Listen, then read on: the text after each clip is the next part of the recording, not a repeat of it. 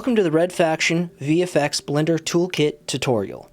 Once you download your file, you'll see another zip file. That's actually your add-on.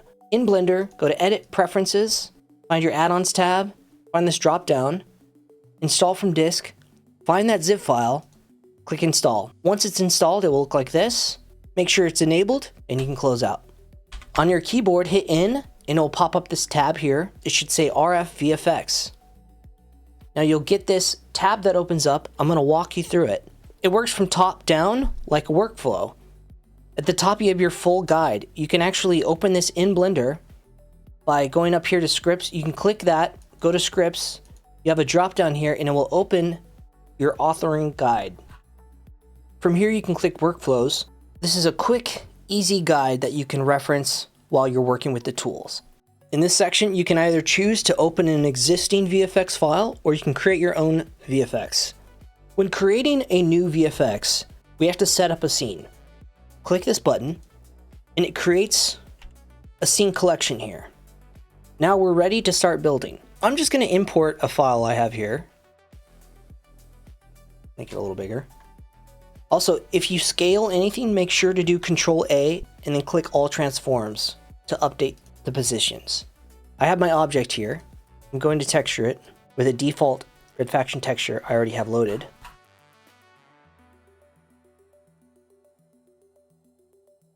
Okay, so now I have my object. I have it textured. Now what we're going to want to do is we're going to want to move this object into our scene. We're going to drop it below into this root like that. And I'm going to change this to on. Now, let's add some VFX.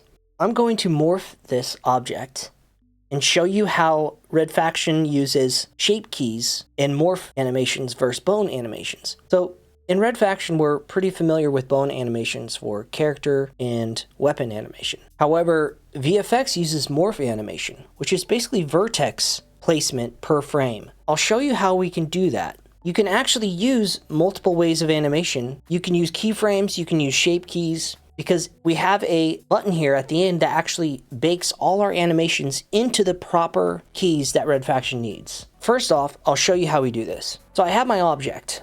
I'm going to create a shape key. This is the basis. This is our basic form.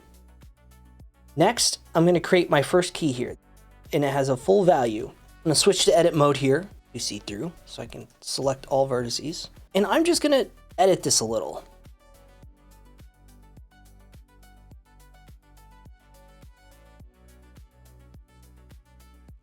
So I changed it from its default shape, right? I'm going to go ahead and get out of edit mode. And we have this value at 1. That is this shape, this new shape we created. If I change this value back to 0, you'll see it returns back to its original shape. We can use this to our advantage.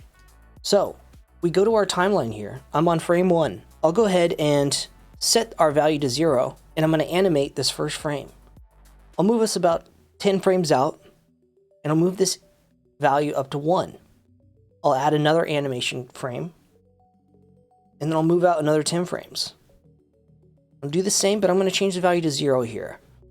So now we have this kind of like...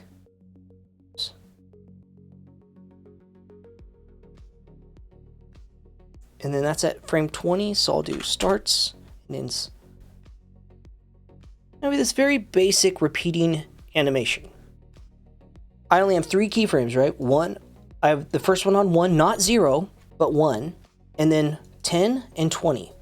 One thing to know about RF is that it actually renders VFX at 15 frames a second, while the editor, I think, is 24 frames per second. So you'll see in mods or even particle emitters how much faster it is in the editor versus in the game, and that's because the render is 15 frames per second. This tool actually converts the animation to work as 15 frames per second. So as you see it here, it will have the same speed in RF.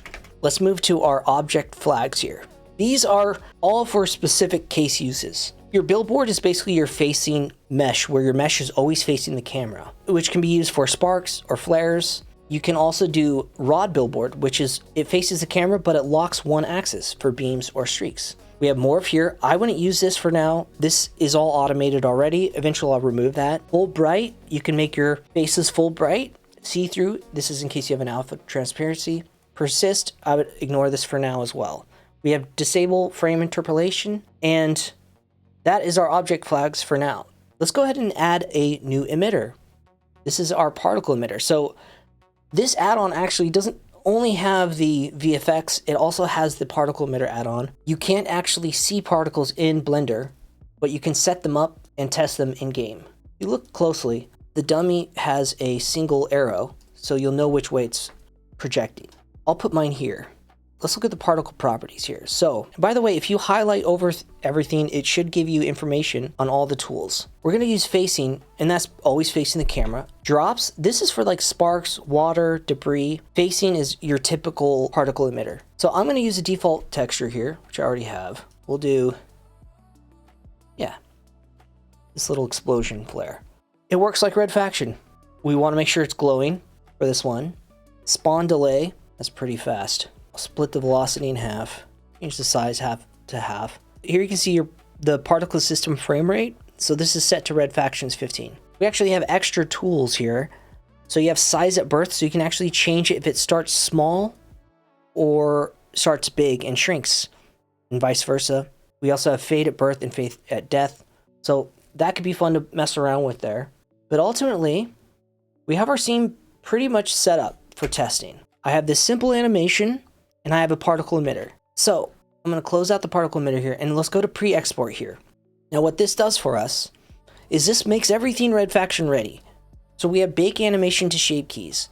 This is going to convert our animations into pre-frame shape keys for our VFX morph export. This basically is taking the position of every vertex per frame and saving them, and I'll show you how it does it. So right here, you see how we have 3 frames down on our timeline. Once we hit bake animation, we can choose how many we have. I think we only have 20. Let's verify this. 20 frames, yes. So bake animation, you can choose your animation frames. Boom, you hit OK, and you'll see it actually creates frames for every single frame, which is very helpful. From here, if you like, you can do arrange scene, and this will just verify that your scene collection is arranged correctly. From here, you can hit your readiness check, and this is going to make sure that there is no warnings or nothing's going to break or crash red faction. There's going to be issues there that we haven't run into yet, but ultimately a lot have been covered. And if your scene isn't correct, if your frames aren't correct, if you don't have a texture, if you don't have an output, it will let you know. So it's very helpful. Did this move? Might have moved on me. I'll look into that. The last thing we need to do is to output our VFX.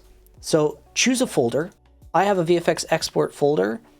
And then if you look at your advanced options here, there's some extra goodies that can help you out. For export mode, you can leave this as auto unless you are doing, say if you are opening a existing VFX and you're adding something into it and you just want to patch the existing, you can do template patch and it will retain all the same information as the existing. True export is basically doing a custom brand new VFX from scratch. But auto, it automatically can figure it out for you, so you usually don't need to mess with that. Let's go to export. Down here, you'll see your exported true export, and it'll show the size and the name. I forgot to mention, you can customize your name here for the VFX if you don't have a name for it in Blender yet. Otherwise, it'll just use your scene's name. So we export. Now do yourself a favor and open up a test map. I have one here built. You'll actually find it in the files, but it's basically just a room with a trigger auto, a switch model, and an object. So from here, you can set your file name and your switch model. I've set mine already. I have a simple VPP in my multi-folder with my VFX that I've saved, so I can see it in game. It's ready to go, so let's see. And here it is. Oh, you know what? I'm using the light, so I'm getting that corona. Let's go ahead and change this. We'll use the urinal. And there we go. There's our file in game with our particle emitter. And this is, walk right through this one. And that's it. It's pretty straightforward.